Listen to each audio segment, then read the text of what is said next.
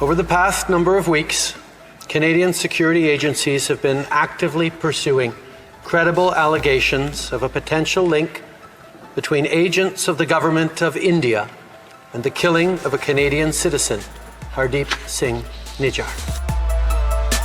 9-10 सितंबर 2023 भारत और कनाडा के PM G20 summit के लिए दिल्ली में मिलते हैं। 10 सितंबर को समिट खत्म होती है। 11 तारीख को ट्रूडो का प्लेन खराब हो जाता है और वापस कनाडा नहीं जा पाते।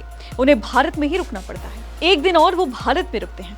उनकी छोटी से छोटी चीज का ख्याल रखा जाता है। भारत जो अपनी संस्कृति के लिए मशहूर है, उसने मेहमान नवाजी में कोई कसर नहीं छोड़ी और अगले दिन पीएम ट्रूडो को रवाना किया। लेकिन कनाडा पहुंचते ही ट्रूडो के मिजाज बदल गए। भारत के खिलाफ उनके रुख ने सबको चौंका दिया। सबसे पहले तो उन्होंने इंडिया के साथ अपने ट्रेड मिशन को पोस्टपोन कर दिया, जो कि दोनों देशों के लिए बहुत अहम था।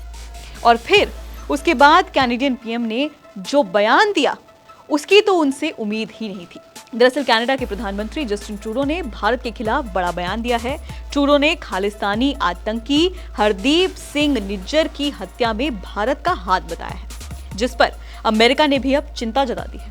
उन्होंने कहा है, Over the past number of weeks, Canadian security agencies have been actively pursuing credible allegations of a potential link between agents of the government of India and the killing of a Canadian citizen, Hardeep Singh Nijjar.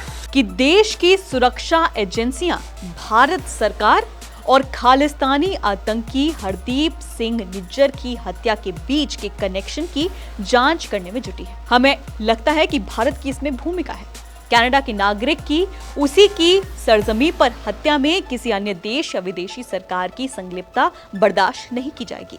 ये हमारी संप्रभुता का उल्लंघन है, जो पूरी तरह से अस्वीकार्य है। ये उन मौलिक नियमों के विपरीत है जिनके जरिए एक खुला और लोकतांत्रिक समाज काम करता है।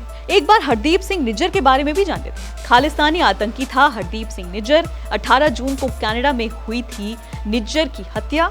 एनआईए ने निज्जर पर रखा था 10 लाख का इनाम। ट्रूडो यही नहीं रुके, उन्होंने कनाडा में एक टॉप डिप्लोमेट को निष्कासित कर दिया। विदेश मंत्री मेलेनी जॉली के अनुसार कनाडा में भारतीय इंटेलिजेंस के प्रमुख को निष्कासित कर दिया गया है। I've conveyed these principles to my Indian counterparts. And I've also told him that we expect India's full collaboration to make sure that we get to the bottom of this. And as of today, and as a consequence, we've expelled a top Indian diplomat from Canada. Trudeau को social media पर अपने इस फैसले के लिए काफी आलोचना का सामना भी करना पड़ा है। बिना पर्याप्त सबूत के इतना गंभीर आरोप लगाना और एक्शन लेना लोगों के गले नहीं उतर रहा है। कुछ ने तो ट्रूडो पर कनाडा को आतंकियों की शरणस्थली पाकिस्तान जैसा बनाने का आरोप लगा दिया है। आपको बता दें, कनाडा के पीएम ने सोमवार को संसद में कहा है कि कनाडाई खुफिया एजेंसियां निज्जर की हत्या के बाद से इन विश्वसनीय आरोपों की जांच कर रही है। उन्होंने ये भी कहा है कि नई दिल्ली में G20 शिखर सम्मेलन के समय उन्होंने ये मुद्दा प्रधानमंत्री नरेंद्र मोदी के सामने भी उठाया था। ट्रूडो ने यह भी कहा है कि उन्होंने मोदी से कहा था कि भारत की संलिप्तता स्वीकार नहीं होगी और जांच में सहयोग मांगा था।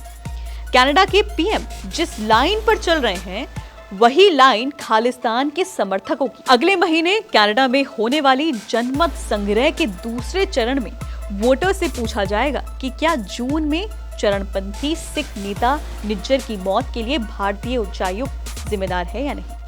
आपको बता दें कि अपने ही देश में घिरे हुए हैं वहां के पीएम जस्टिन ट्रूडो। बता दें कि जस्टिन ट्रूडो का यह फैसला भारत और कनाडा के रिश्तों के लिए काफी घातक माना जा रहा है। वो अपने ही देश में आलोचना का शिकार हो गए हैं। सोमवार को संसद में जब ट्रूडो ने ये बात बताई थी, तो उसके बाद से ही सोशल मीडिया पर वो ट्रोल होने लगे। बाकी दुनिया के लोग भी हैरान हैं कि आखिर कनाडा भारत के साथ ऐसा कर क्यों रहा है और अपने रिश्ते खराब क्यों करने पर तुला है। फिलहाल इस वीडियो में इतना ही। इस पूरे मामले पर आप क्या राय रखते हैं, हमें नीचे कमेंट सेक्शन में बताइए और बाकी खबरें जानने के लिए आप देखते रहिए एबीपी लाइव।